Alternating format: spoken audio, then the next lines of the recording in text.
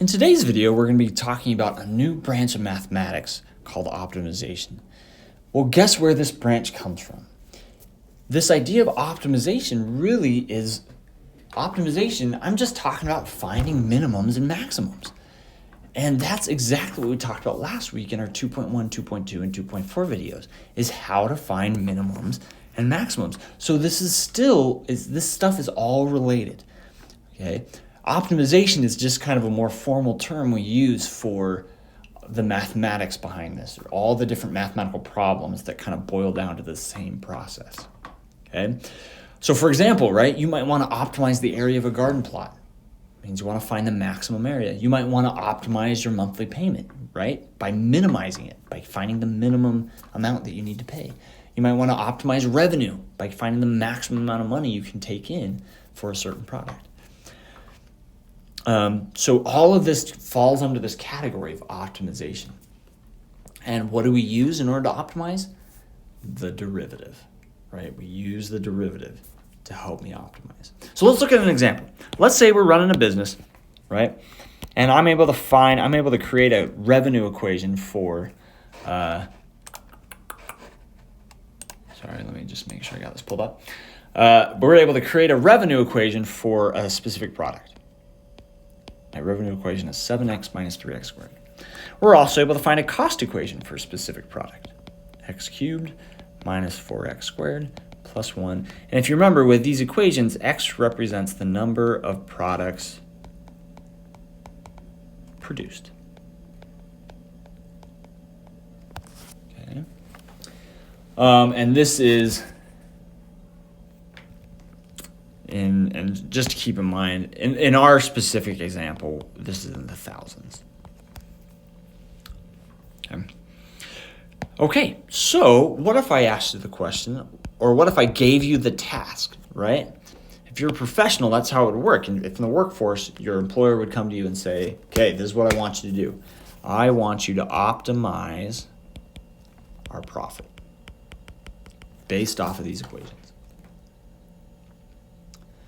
What is your employer asking you to do? Profit means the money you get to actually take home. So what would we want to do with that? We would want to maximize it. We want to find the maximum. Okay.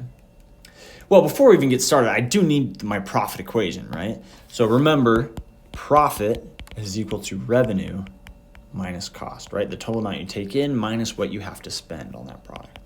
So let's go ahead and do that. Let's do revenue minus cost. I get 7x minus 3x squared minus x cubed minus 4x squared plus 1. And I end up getting negative x cubed plus x squared plus 7x minus 1. So there's my profit function. Okay, if I want to optimize, if I want to find the maximum, I need to find the critical points, right? I need to find where my profit is leveling out, switching from increasing to decreasing. So I need to find my critical points. How do I do that? Take the derivative,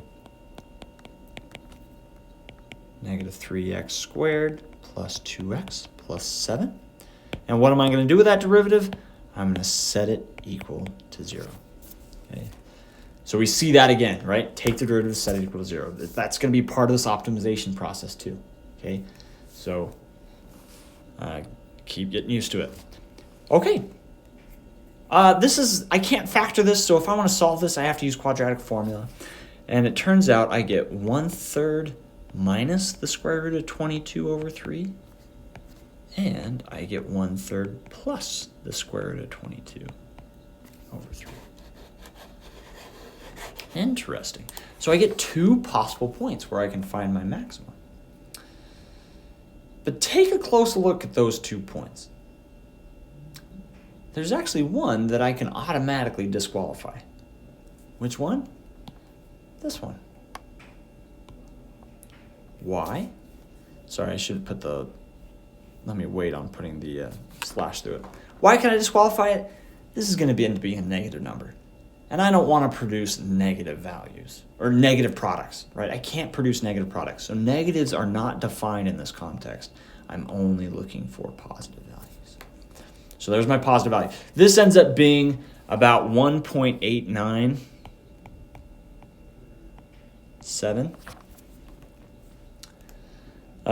And once again, this is in thousands, so this means me producing 100. Sorry, in fact, we won't put it next to X, I'll just say this. So 1,897 products. Okay. What about this? What about 1,897 products? Well, doing this gives me a maximum. Now, I didn't actually test to see if it was a maximum, but you can test to see if there's a maximum by either using the first derivative test or the second derivative of this isn't complicated to find at all. I could find the second derivative and plug in 1,897 and see what I get. But because this is the only valid critical point, we can be pretty confident that this is going to maximize my profit. This is going to maximize my profit. Okay? So we are done. This, in fact, let me use the word optimize because that's the name of this section. This optimizes my profit. Okay. So you'll probably see an example like this on the homework, but so feel free to pause this now and you can try out a few problems, and then we'll keep going in just a little bit. Okay, let's take a look at another example. This one is more geometry. Let's optimize the area of a quadrilateral. Okay. Now, we're not going to get into trigonometry here, so let me go ahead and just say, in order to optimize area so quadrilateral, right, it's a four-sided shape. In order to optimize the area, we're going to want 90-degree angles. Okay. What does that mean? That means we're either working with a square or a rectangle. Okay. You might already be able to guess which one we end up with, but we're gonna actually prove it here. Okay. So let's say I want to optimize the area of a quadrilateral, and let me go ahead and add with a perimeter of 36. Okay, I actually need to put that in there because if I don't give you a perimeter,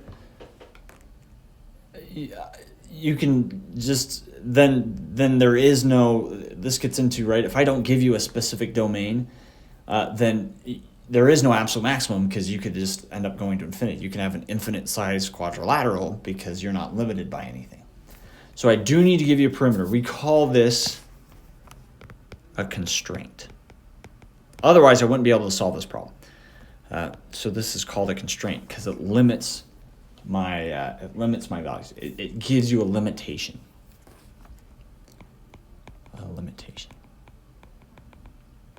Okay. So I want to optimize the area of a quadrilateral. Well, if I want to optimize area, I need an equation for area, right? Because once again, the whole process of this is we're going to take the derivative of a function and set it equal to 0 to find critical points. In order to do that, I need an equation. So I need an equation for area. If I'm taking the area of a quadrilateral, I'm doing length times width. Okay, length times width. Right? Because it could be a rectangle. We're keeping that option open. It could be a rectangle. So length times width. To help you out, right? Here's a picture, right? Length times width. And just a little reminder from your geometry days, a square counts as a rectangle. A square is a type of rectangle. So that's why, don't worry, this covers squares too. So there's my equation for the area of a quadrilateral. So now, like we said, okay, I'm going to want to take the derivative of this and set it equal to 0. But I run into a problem. This function is in terms of two variables. How do I take the derivative then? Which variable do I choose to take the derivative of? And then if I pick, like, okay, let's take the derivative in terms of width, what do I do with the length variable? Right? So I run into the problem that I have two different variables that I'm working with, two unknowns. I don't know the length and I don't know the width. How do I deal with this? How do I get around this? Well, like we said earlier, in order for you to solve this problem, you need a constraint. So this is where the constraint comes into play. What does this constraint tell me? My perimeter has to be 36. Well, I can write an equation for perimeter, right? My equation for perimeter is 2L, right? You got a length on bottom and a length on top, plus 2W. You have a width on the left and a width on the right. To get perimeter, you add all of your sides together. What does it need to equal? It needs to equal 36. So it turns out I have an equation for my constraint. But what do I do with this? Well, what I can do is I can solve for one of my variables. So if I subtract 2L onto both sides, then divide by 2, I get 36 divided by 2 is 18. 2L divided by 2 is just L. I get that the width has to be 18 minus the length. So the constraint lets me solve for one of my variables in terms of the other one. How does that help?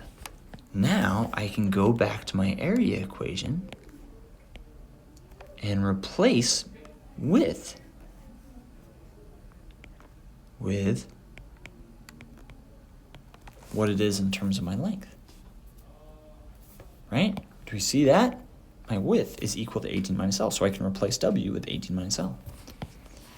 And that gives me the area is equal to 18L minus L squared. How is that helpful? Well, now I have my area equation just in terms of one variable. It's just in terms of my length. So, can I find my derivative now? Absolutely. So what's my derivative of my area function? Derivative of 18L is just 18. Minus derivative of L squared is just 2L. I know it's not X, but we still do the derivatives the same exact way.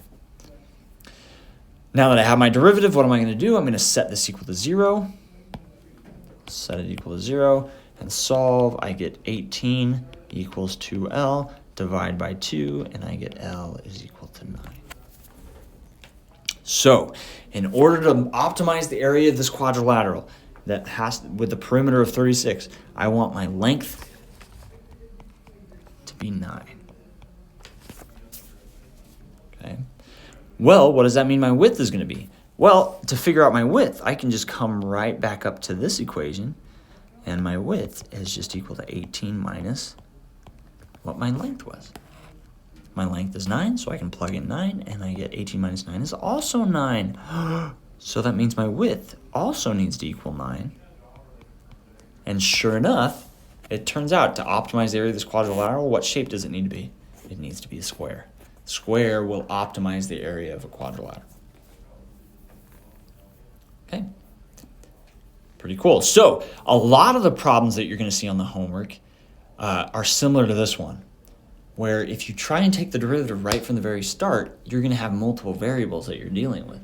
And in order to overcome that, you need to use your constraints to get it all in terms of one variable.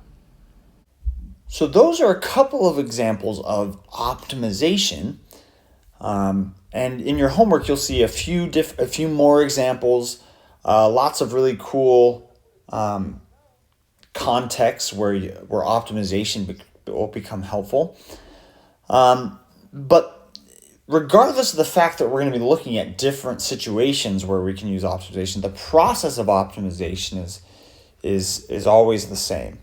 So to finish off, I wanted to walk through what that process looks like. And I can break this down really into 3 major steps. First, what did I do first? Well, first you need to write an equation. And this equation needs to be for whatever value you want to optimize. Write the equation for the value you want optimized. Okay, so in our first example, that was the profit. Since I wanted to optimize the profit, I wrote the equation for my profit, which was revenue minus cost. In the second example, I wanted to optimize the area, so I wrote the equation for the area. And this one was a little bit different because it involved two different unknown values. And so I can actually put that as kind of a substep here, is you do need to identify what your unknowns are.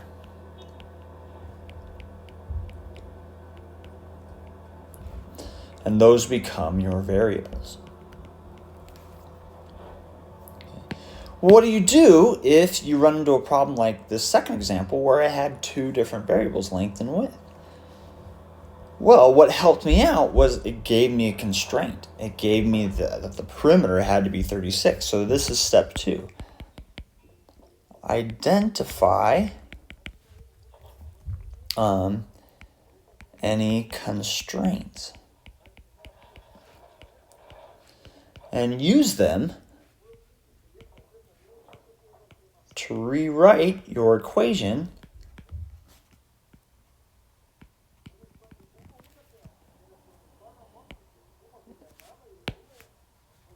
with only one variable. Right? That was my process here, is I used my constraint to get the fact that W was equal to 18 minus L, and then I used that to rewrite my area equation only in terms of L, in terms of just one variable.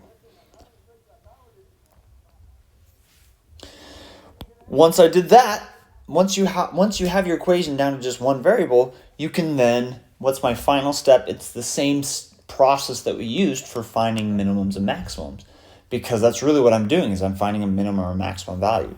So step 3 is to find the critical points. And how do I do that?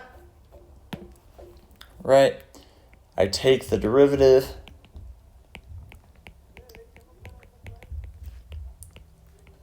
and set it equal to 0. And then solve. And that's how you find your critical points. And with a lot of these optimization problems, there's only one critical point, which means it's obvious that that's what's going to optimize your value. Okay, good luck on the homework, and please reach out if you have any questions.